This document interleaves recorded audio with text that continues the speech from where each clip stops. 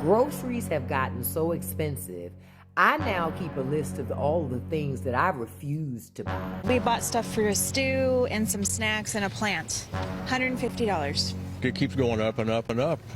People on lower end pay. The cost of living is so fucked that everything is now considered a luxury. You feel like life is shit right now and everything is so expensive. I just want to let you know that it's all intentional.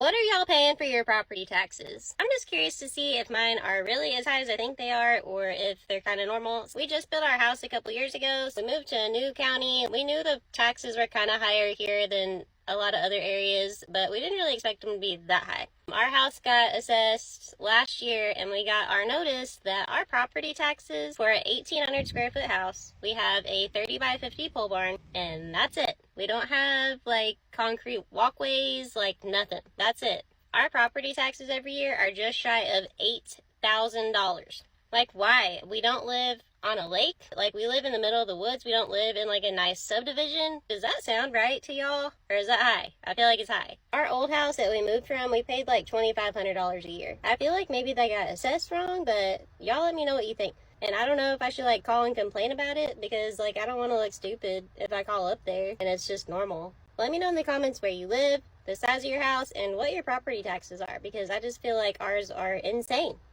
I just wanted to share a fun little story of why it's so expensive to live in places like Seattle compared to cities like Phoenix. So I was chatting with my mom last night and she was telling me about her grocery shopping, telling me I needed to shop the ads, use the Safeway app and like shop the ads, blah, blah, blah. So I'm like, sure, today I need to go grocery shopping. So I go on I'm like logged into my mom's Safeway account. So I'm logged in, doing my grocery shopping, shopping the ads, like going to the weekly ad and like picking stuff out that's on sale, and then I go to check out. Before I check out, my subtotal is $75. And then when I go to the next page to actually check out, it like relocates to her location in Phoenix and the price drops from $75 to $45. And I'm like, excuse me, for the same exact groceries, just in a different city, it's almost half. Not quite as half, but like, you know, almost half as less just for going shopping in a different state. So that's why I just love living here so much. I'm so glad I don't have kids, because what our rent is going up to almost $1,000. Okay, we're already paying $935 for a 900 square foot 2-bedroom apartment, and half the stuff is broken. And why is it going from $935 to $980? That's insane. Really small 2-bedroom, the lowest income apartment complex you could find. So we're either going to have to find our own oil, or I'm just going to have to rent a Tesla to travel, because I refuse to I'm not getting on nobody's plane this year. I will drive everywhere at this point, because this is very ghetto. One thing about me, I love a good road trip. So I drove to Florida before. I'll do it again, okay? Do I want to get out the country? Absolutely. But I would take a cruise. At this point, we will drive to the next port and I'll go out the country that way, okay? It's bad I want to be on somebody's island, Barbados or something. It's just the way TSA and all this shit is happening. Lord. It's already giving me anxiety, and I haven't even booked the flight yet, okay? And I already know that the ones that already have these electric cars, y'all living life like it's golden at this point. And the ones that are paying $75 a gallon for gas, listen, somebody find where the oil is, and we're gonna collect it ourselves. But I bet the ones that don't have the little charging stations at their house, and y'all gotta wait in line at the Wawa or whichever y'all gotta wait at, y'all gotta wait for the next person to get off of that joint, because how y'all gonna charge your car? It's still always things that happens, like us. the people that use, the petros, we gotta spend all that money for gas. The ones that don't have the charging stations at their house, they gotta travel and wait for someone to leave so that they can charge their car for the next hour and a half or however long it fucking takes. I don't know. Either way, all of this shit is a clusterfuck. And I hate this for all of us, but damn it, I'm still gonna travel one way or another. But Lord, I'm not gonna be able to do the traveling that I want to do, but that's okay. I'm still going on vacation. Groceries have gotten so expensive, I now keep a list of all the things that I refuse to buy. Not can't buy. I just will not buy. Beef? Oh, that's off the list. I don't buy that at all anymore. Unless the cow is going to personally come in here and pay my mortgage, I'm not buying that. Potato chips? Absolutely not. Half a bag of air and vibes for $5, $6, $7, $8 sometimes? Nope, that's not going to happen. Fruit? Oh, only if it's on sale. Because blueberries be acting like luxury items now. You got a 401k or something? Candy? Oh, I don't buy that. Honestly, you can make candy at home, and I don't know about y'all, I like real chocolate. I don't like that fake chocolate. To be honest, in general, if snacks are not on sale, I'm not buying snacks because they just cost too much. Name brand? Oh, nah, I don't need name brands. Generics are just fine. If that says, cornstarch on the box, it does not have to be name brand cornstarch. It all does the same thing. And things like juice and orange juice, oh, I only buy that on special occasions. Because a gallon of juice costs like what a utility bill does. See, at this point, I figure I'm not grocery shopping. I'm really negotiating. So tell me, what have you stopped buying because the prices have just gotten way too disrespectful? So stressed. These fuel prices are outrageous, man. I'm going to have to start selling all my belongings. If someone wants to buy a fucking S23 Plus that doesn't charge, but it only charges with a wireless charger, let me fucking know. Works fine.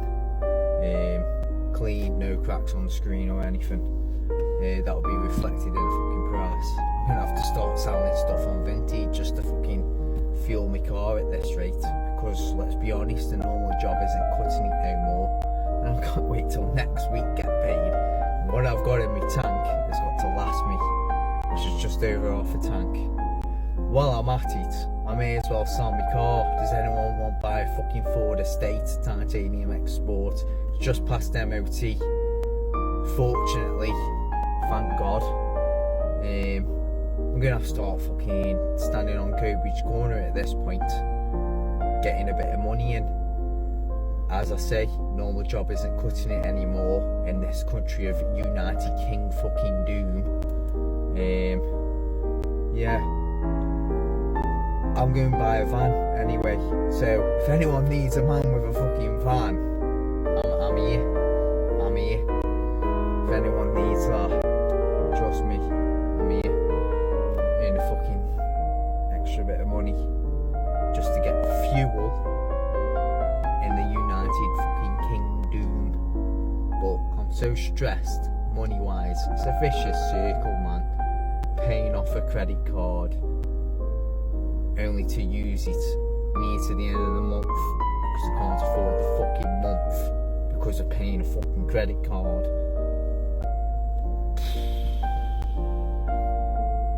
Someone buy me car, someone buy me fucking shitty fucking phone and charge it with a wireless charger, please. And it'll be reflected in a fucking price. Someone buy me clothes off Vinted, please, because I'm going to start putting them on. I've got a PS3 if anyone wants to fucking buy a PS3 and a PS4 as well. If anyone wants to buy a fucking PS4. Oh, someone can buy a fucking Wi-Fi system as well while they're at it. Jesus Christ, United fucking Kingdom. The cost of living is so fucked that everything is now considered a luxury. Things that were normal a few years ago. I couldn't afford to get a haircut for 6 months. Dental care. My mum has had to pay for a root canal and a filling for me. I meant to get another one. I still haven't done it because it's over £500. Eating healthy is a luxury. Supplements like cod liver oil or vitamin C, things like that, are a luxury. Having your own place is a luxury. How is this normal? How is any of this normal? How is not being able to afford a haircut, being able to move out of your parents' house, being able to afford a car, why are these things luxuries? Being able to retire after working your whole life is a luxury. This country's... You feel like life is shit right now and everything is so expensive? I just want to let you know that it's all intentional. It's all part of billionaires' plans to see how much exploitation we can take, how much they could raise rent, how much they could raise groceries, how little they could pay us before we revolt. They do not give a fuck if stuff is affordable for us, if stuff is comfortable for us. They just want to see how much money we're willing to put down without making a ruckus. How much profit they can make. That is what they care about. So if you think for a second that an immigrant is the reason that you can't afford a house or get a job, or that a billionaire actually gives a fuck about you, you need to wake up. Wow, so I just saw those gas prices, $3.90 a gallon, and diesel over $5 a gallon. And now it's being reported that the United States Postal Service is going to be charging a surcharge for fuel. I'm not sure how much longer the American people can bear the cost of these gas prices, these oil prices, these energy prices, just at all. It is so expensive now. Everything is getting more expensive. Whether you're talking about fuel for your vehicle, food for your belly, I mean, just to keep the lights on, it's getting ridiculous. And then you have these insurance companies who are they're just increasing their rates all the way around, whether you're talking about your home insurance or your car insurance, your health insurance. It's just, wow. The cost of living in the United States is getting so high. They are making it so difficult for people to live. But yet, these corporations, they're still making their profits, you know, and these CEOs, they're not really hurting. They're not taking a cut in pay. But yet the job market is just unbelievably bad. It's no private sector jobs added in like 6 months. And look how many people are being let go. I mean, with AI and all of this stuff, we're facing some dire times, folks. Some real dire times. We have to stretch those pennies as far as we can. And I mean, most of us already are doing that anyway, but it's about to get a whole lot worse for all of us. But let's see if we can just keep on keeping on, and maybe, I don't know what would possibly change, but maybe something will change soon. Things are getting extremely expensive, and with a bad job market as well, it's like banging your head against the wall. But we'll see what happens. Well, I wish I had a bunch of good news for you, but that's just not the case right now. And so I will see you all in Your petrol bill's gone up again, your energy costs are rising, and most people think that's just inflation. It's not. When oil starts moving like this, everything gets more expensive. Food, transport, even your mortgage. But the part people aren't seeing yet, this isn't just about prices going up. Money is moving because of this. And most people are still reading it wrong. Hi. Oil prices are skyrocketing. We're also likely going to have a shortage, which means, according to the law of supply and demand, prices will go up. How does that affect you in the economy? Let's get into it. Right now, oil per barrel has gone up anywhere from $101 to $109 a barrel. So right now on the average is $3.98 a gallon. Diesel is higher. When oil goes up, that is what is used to make gas. Gas goes in your car, so the price goes up for you. Also, anything that you purchase has to go on a truck to get to a store. Food, vegetables, clothing, auto parts, cars, household items, toiletries. Pretty much any product that you use or consume has to go from somewhere on a truck to a store. Airline tickets, because of gas going up, have already increased anywhere from 10 to 15%. Heard a company yesterday that's actually charging a fuel surcharge. We saw this about 20 years ago. I worked at a food company and they started charging restaurants a fuel surcharge. When that happens, restaurants have to raise their costs. Electricity goes up. The stock market is not doing well, ladies and gentlemen. I have many people commenting about their retirement account. Should they cash out? They're worried how much money they're losing every day. All of this is going to affect the economy in a way we have not seen during our lifetime. A lot of people are comparing this to 1970s. They're comparing it to the Cold War, and economists are warning of a recession. The economy was already collapsing before this. Job loss, low GDP growth, jobs not being created. If you found this comment sad but informative, please like, comment, follow, and share. I will keep you up to date on this oil crisis and the economy and how they are meshed together. National debt in America just went up to 39 trillion. Right, which is bigger than your GDP. It's a lot of money. So explain this to me. 50 years ago, a barber and a waitress could buy a house with a big yard for a dog and raise 4 kids, meat and potatoes on the dinner table every night. And now an accountant and a lawyer can't do that. Why is that?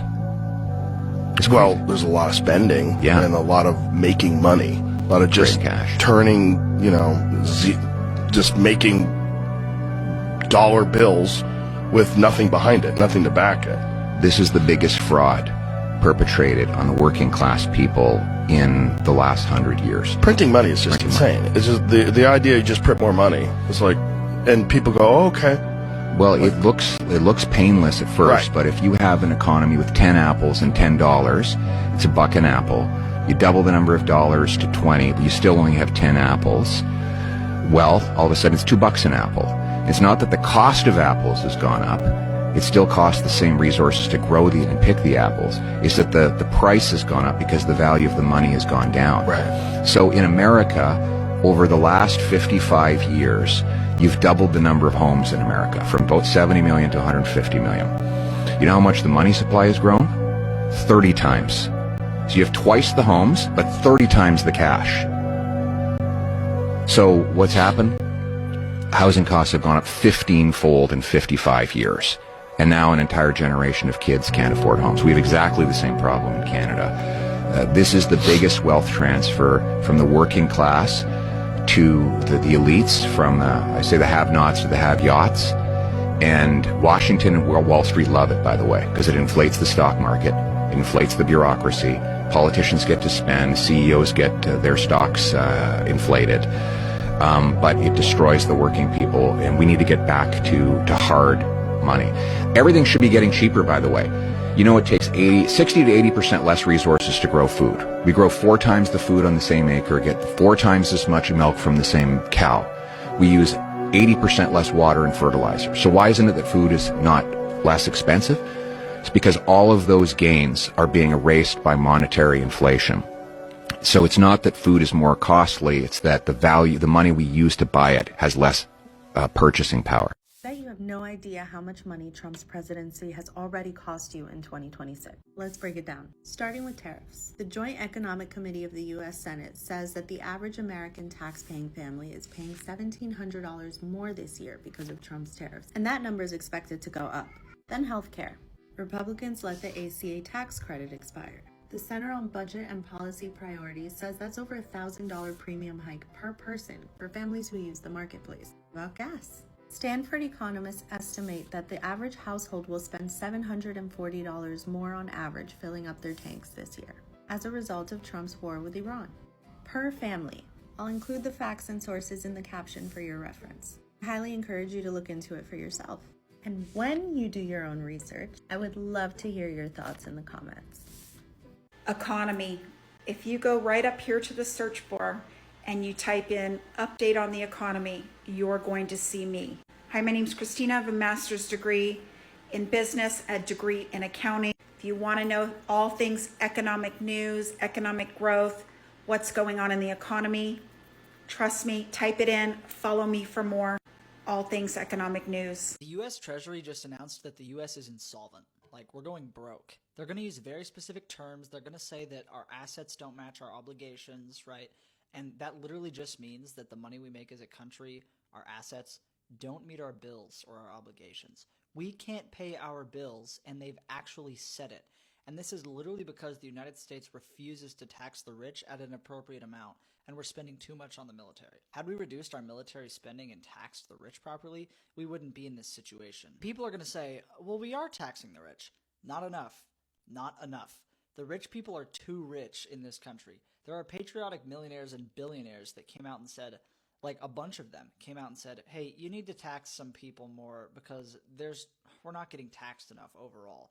Like, there is money hand over fist. If you took more money out of billionaires' pockets, it wouldn't even affect their personal day-to-day. It's just sitting in their bank accounts doing nothing. But some then other billionaires and millionaires and all the politicians are like, well, no, we're not going to do that, even though millionaires came out and said it. Like, you can look them up. Patriotic millionaires and billionaires said, some rich people aren't getting taxed enough. So because we're not taxing the rich and because we're spending so much money on the military, we don't have enough money to pay our bills. And the worst part about this war with Iran is that our military is also slightly being proven to be ineffective. Our warships are having toilet problems, a couple of them are retreating.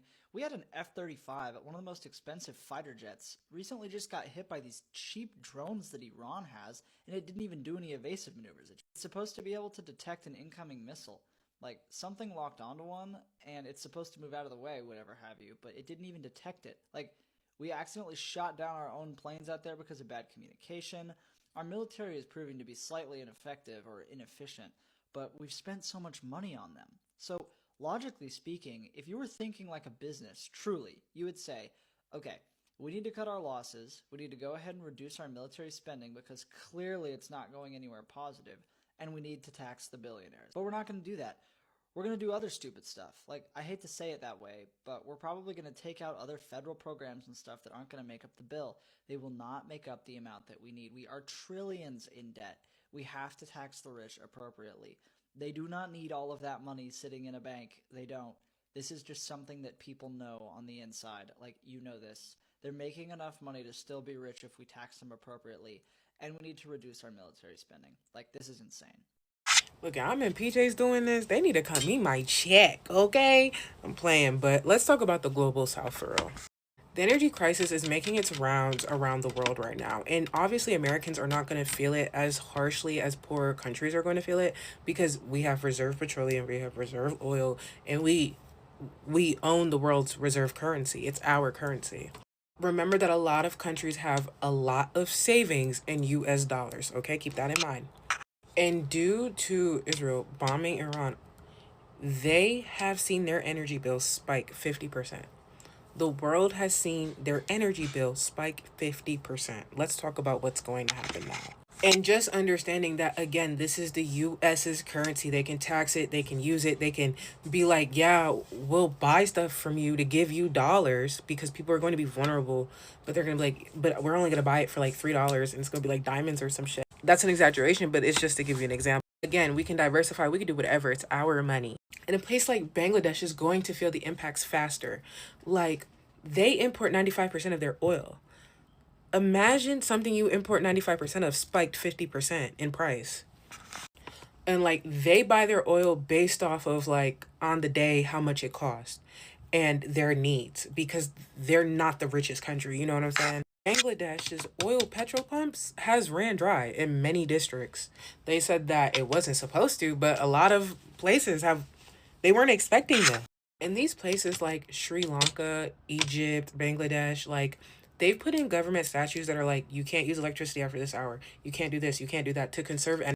And we talked about the reserve currency being the US dollar a little bit, but people use that currency to buy food, import goods, export, buy oil, all of that, okay? And medicine especially. And not for nothing, this is like a triple, quadruple whammy on the global south economic health. Global southern, like small countries, poorer countries are burning through their dollar reserves. And again, they use those dollars for medicine, food, and importing goods, which are important, and oil, and they're burning through them. And due to that, they're going to have to go and exchange their currency. And the more they exchange their currency, the less value their currency has.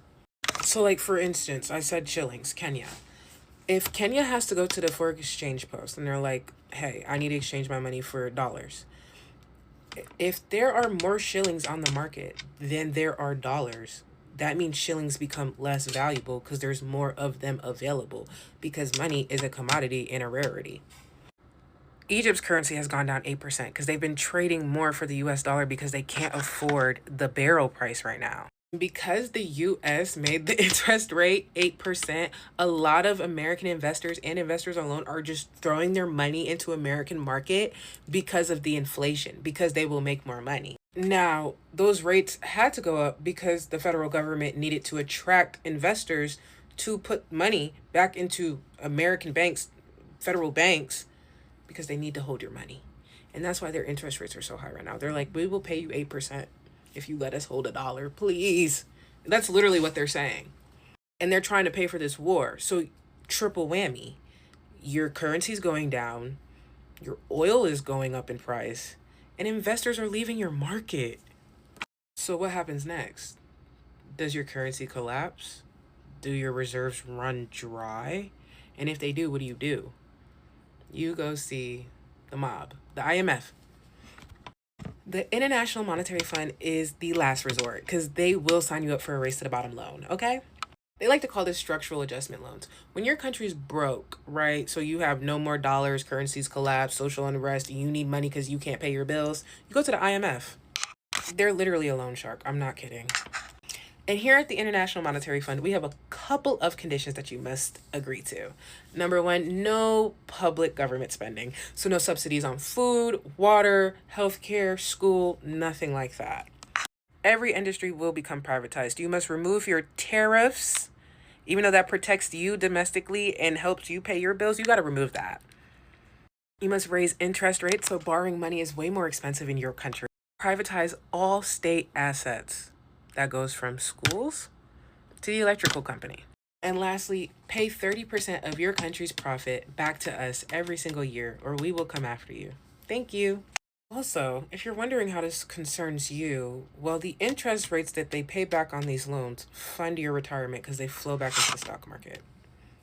So when Egypt cuts its education budget to pay for its debt payments, you see a return on investment in your retirement 401k. Now, remember when we talked about the investors pulling their money out of the assets and the markets in Kenya or Egypt, right? And putting them back in America because the interest rates have gone up and now they're making more money on their money. Well, once Kenya would privatize, let's say, their electrical company, guess who buys it? You guessed it, the same foreign investors that left and made 8% off their money in America. And now they're going to buy your company and you're going to have to pay rent to them because they're foreign investors. Like, you really can't make this shit up. Like, you can't. So if you're wondering why people aren't going to like you, oh yeah, the tourism thing is killed for a lot of those countries because there's missiles in the regional airspace, damn it. But yeah, if you're wondering why people aren't going to like Americans, you know, when you're traveling outside, that's because people is poor. People is poor. Y'all made them poor. And then the money they paying back is going back in your pocket. You made them poor. Think about who you vote for. Sorry, I thought I was done, but then I was thinking about something when I was writing my caption. Those countries have the option, if their reserves empty out the US dollar, they could potentially go to BRICS or China to see if they have any institutions that'll lend them money. And they can start to buy oil using the yuan. Since China is a huge manufacturer, they will be okay and they will get better treatment and there won't be dollar dominant. They're not incentivized to keep trying to get dollars. If China was smart, China would be jumping on the global south, jumping. Tell me how it's now normal to work harder for less.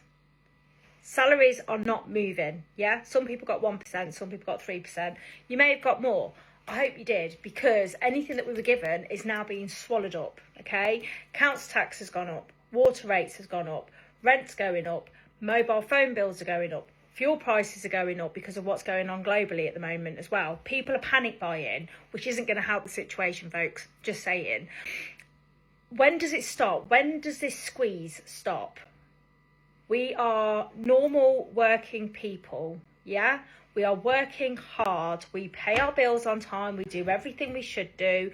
But because we earn too much, we're not entitled to support. And this isn't knocking anybody who does get benefits. Fair play to you, because you paid into the system. You should get what you get out of it. But in the middle, these middle people, we're just struggling. Childcare's going up. Everything is costing the earth. We're all working harder for less reward. People say, cut your cloth accordingly. Make sure you budget better. That's fine. And yeah, I agree. People can budget better. Of course you can. But why should we always have to budget? Why should we have to watch every penny that we're spending when we're working our backsides off for it? It just doesn't feel right. We're being squeezed left, right and centre. And the basics are now luxuries. It's just not right. And you're not alone. That is all I'm trying to say. You are not alone. But going through some of these price rises, reading through some of these comments, I'm getting angry because something's got to give somewhere, guys. It really has to. We bought stuff for a stew and some snacks and a plant. $150. It keeps going up and up and up. People on lower end pay, they're hurting. This is the new normal. I think everything is more expensive now, and it sucks. I don't really know what else there is to say on it. Remember that in the Biden era, with the economy objectively stronger than it is right now, a lot of people were still struggling, and Donald Trump said, it doesn't matter how many times Biden claims everything's fine. If people don't believe it, if people don't feel it in their bones, to use Trump's term, it's not really going to help you politically. And you know what? Trump happened to be right. But now he's trying to pull the exact same thing, arguing that all economic problems have been solved exactly as he promised, and people don't believe it. Here's one more example. Again, just of voters telling reporters what they have experienced. Voters really don't give a damn about political messaging when their grocery bill is up. They react to what they're paying every week, and their grocery bill is up. It doesn't have to be by a lot to still betray Trump's promise that grocery prices would go down, and they haven't gone down. Now, we go back to the Biden presidency, and you remember that rising prices were hurting Biden politically. It didn't matter that inflation had come way down from the pandemic highs. It didn't matter that Biden and Harris and others were saying, Biden rescued us from the pandemic.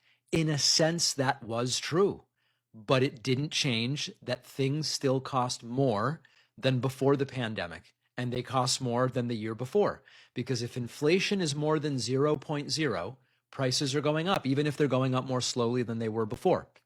When you hear people say $150 for basics, that's really simple and that's really kind of memorable in a sense. And so it lands a lot harder than whatever the inflation report says or the egg price report or whatever. Choosing between gas and groceries, or choosing between groceries and medications, which we've also heard people say. We are on the verge of a global energy crisis. And most people are just going through their day. They have no idea what's about to come down the pipeline. Like, we are screwed. Like, if you're in the underclass right now, you're going to be in the permanent underclass because your ability to move up and down is going to go bye-bye very quickly. The whole system is about to change. And I was just telling them, like, hey, this oil price is going to pop the everything bubble.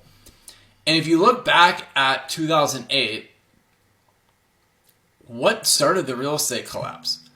Oil out of nowhere went to 150. Oil just went on this crazy run to 150, and then things started breaking in the stock market, and then the real estate bubble collapsed, and all the leverage and bullshit ended. So you had that spike in oil, which collapsed all the old bullshit artificial economy.